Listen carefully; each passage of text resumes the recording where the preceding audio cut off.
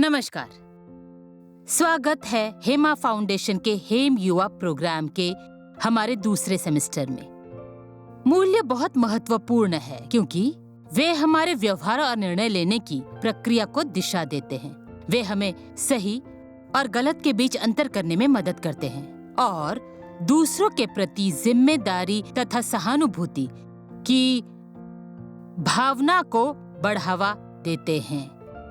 उन्होंने व्यक्तियों के बीच सम्मान, ईमानदारी और आपसी समझ को बढ़ावा देकर एक न्यायपूर्ण और सौहार्दपूर्ण समाज की नींव रखी।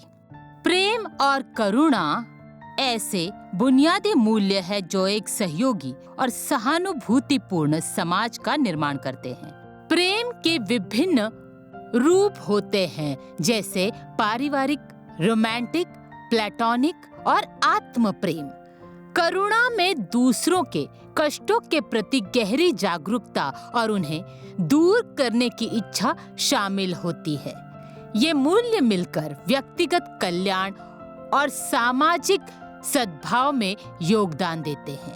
प्रेम अनेक रूप में प्रकट होता है जो रिश्तों को मजबूत बनाता है और एक सहायक समुदाय का निर्माण करता है। कोविड-19 महामारी के दौरान सामुदायिक सहायता समूह ने उन लोगों को आवश्यक सेवाएं और भावनात्मक संबल प्रदान करके प्रेम का उत्कृष्ट उदाहरण प्रस्तुत किया जिन्हें उनकी आवश्यकता थी। सामूहिक देखभाल की शक्ति का प्रदर्शन।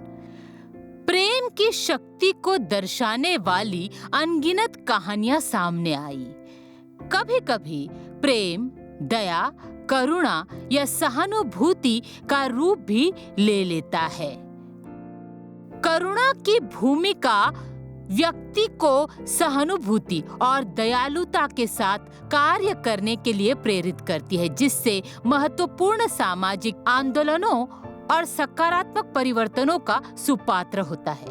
उदाहरण के लिए किसी ऐसे व्यक्ति को अंग दान करना जिसे उसकी बहुत जरूरत हो, करुणा की भावना पर आधारित है।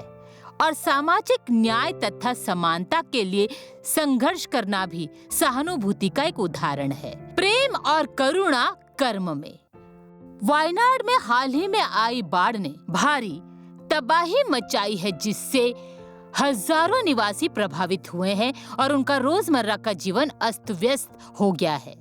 हालांकि विभिन्न एजेंसियों की ओर से मिले त्वरित और समन्वित प्रक्रिया से प्रभावित क्षेत्रों को बहुत जरूरी राहत मिली है। राष्ट्रीय आपदा प्रक्रिया बल स्थानिक अधिकारियों और स्वयंसेवी संगठनों के साथ मिलकर फंसे हुए लोगों को बचाने, चिकित्सा सहायता प्रदान करने और आवश्यक सामग्री वितरित करने के लिए अथक प्रयास कर रहे हैं। ये सहयोग सरकार और सरकारी एजेंसियों, गैर सरकारी संगठनों और स्थानिक समुदायों के बीच एकजुटता और जुझारूपन की एक असाधारण भावना को दर्शाता है, जो वायनाड को इस चुनौतीपूर्ण दौर से निकलने और सुधार व पुनर्निर्माण की प्रक्रिया शुरू करने में मदद कर रहा है। दैनिक जीवन में प्रेम और करुणा का विकास। अपने रोजमर्रा के जीवन में प्रेम और करुणा को शामिल करने की शुरुआत आप बहुत छोटे छोटे कामों से कर सकते हैं, जैसे कि किसी की बात ध्यान से सुनना, स्वयं सेवा करना या बस किसी से प्यार से दो बात कहना। इन मूल्यों का लगातार अभ्यास करने से एक लहर जैसा प्रभाव पैदा हो सकता है, जो एक अधिक दयालु और प्रेम पूर्ण समाज के निर्माण में सहायक होगा।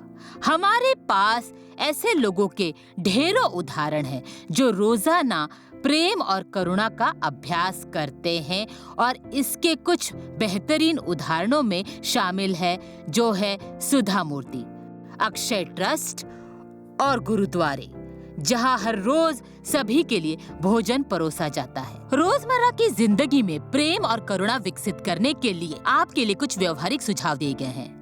प्रेम और करुणा का अभ्यास आपके रोजमर्रा के व्यवहार को बदल सकता है और आपके संपूर्ण कल्याण में सुधार ला सकता है। इन मूल्यों को अपने रोजमर्रा के जीवन में शामिल करने के लिए यहाँ कुछ व्यवहारिक सुझाव दिए गए हैं। सक्रिय होकर सुने, दूसरों को और उनकी बातचीत को ध्यानपूर्वक और सहानुभूति के साथ सुनकर सच्ची दिलचस्पी दिखाएं। मदद की पेशकश करें, सामुदायिक सेवा करें या अपने आसपास के लोगों की उनकी जरूरतों को पूरा करने में सहायता करें। आभार व्यक्त करें, लोगों की दयालुता और प्रयास के लिए नियमित रूप से उन्हें धन्यवाद दे और सच्चे दिल से उनकी सराहना करें।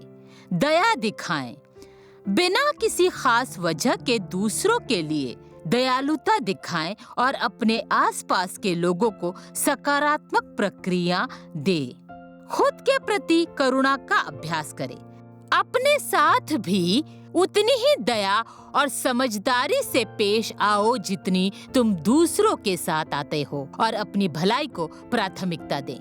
इन सरल अभ्यासों को अपनी रोजमर्रा की दिनचर्या में शामिल करके आप एक अधिक दयालु और प्रेमपूर्ण दृष्टिकोण विकसित कर सकते हैं, जिसका आपके जीवन और आसपास के लोगों के जीवन पर सकारात्मक प्रभाव पड़ेगा। आइए हम प्रेम और करुणा से भरा एक संसार रचें। धन्यवाद।